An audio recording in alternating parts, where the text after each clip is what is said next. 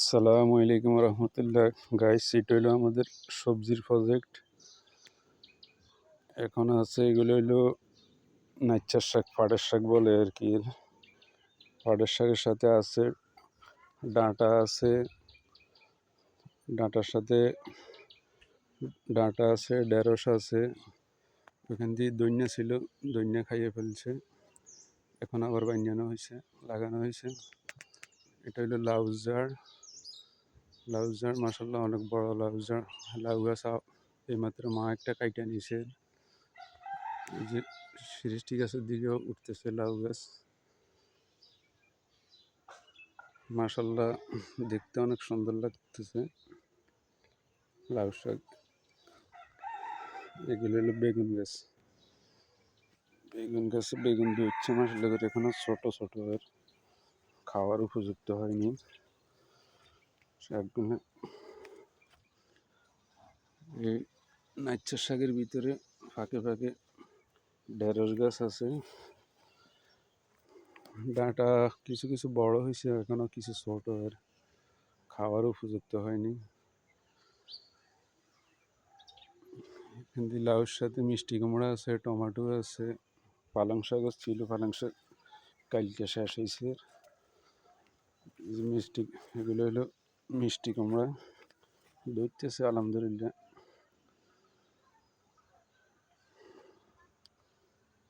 এগুলো হলো পুঁই শাক।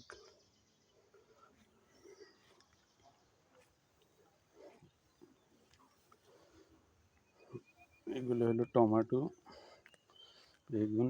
এই যে এখান দিয়ে আবার নাচ্চার শাক ছোট আর পরে আবার বানিয়েছে, এগুলো ছোট, এগুলো কিছুদিন আগে বানানো হয়েছে। এখান দিয়ে আবার নতুন করে দইন্যা বানানো হয়েছে। এই যে এখান দিয়ে আছে লাউ, লাড়িয়া ছুই, সরষিন্দা। মাশাল্লাহ আলহামদুলিল্লাহ সব ধরনের সবজি আছে। আমরা যারা বেকার আছি, বেকার না থেকে নিজেদের যে খালি জায়গাগুলো আছে এইগুলোতে এরকম সবজি চাষ করলে নিজেদের খাওয়া হইলো, খাওয়া চললো, মাঝে মধ্যে বিক্রি করা যায়।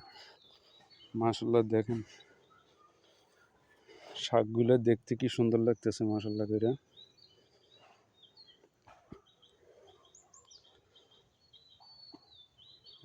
শাক মাশাল্লাহ অনেক শাক আছে, রমজানে এগুলো খাওয়া যাইবে।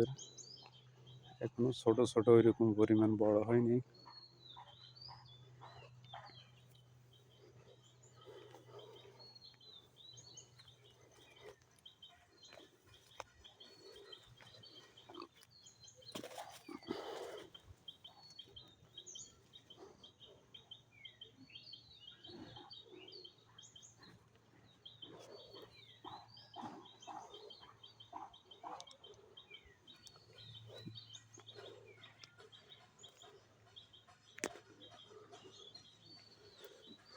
যে লাউ গাছ যার বাইরে এসে এখন সৃষ্টি গাছের দিকে উঠতেছে। মাশাল্লাহ মাশাল্লাহ দেখে মনটা জুড়ে গেল এর।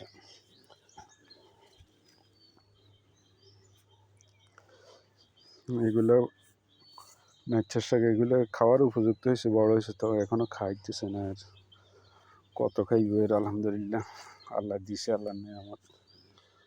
শুধু একটু কষ্ট করলে, পরিশ্রম করলে হয়। দেখেন এগুলো হলো নাচ্চার শাক। নাচ্চার শাক বলে, পাটের শাক বলে। মাশাল্লাহ মাশাল্লাহ দেখতে অনেক সুন্দর লাগতেছে, মনটা জুড়ে যাচ্ছে। এখানে দইন্যা ছিল, দইন্যা খাওয়া শেষ। এখন আবার কলমির শাক লাগাইছে, ছোট ছোট গাছ উঠতেছে।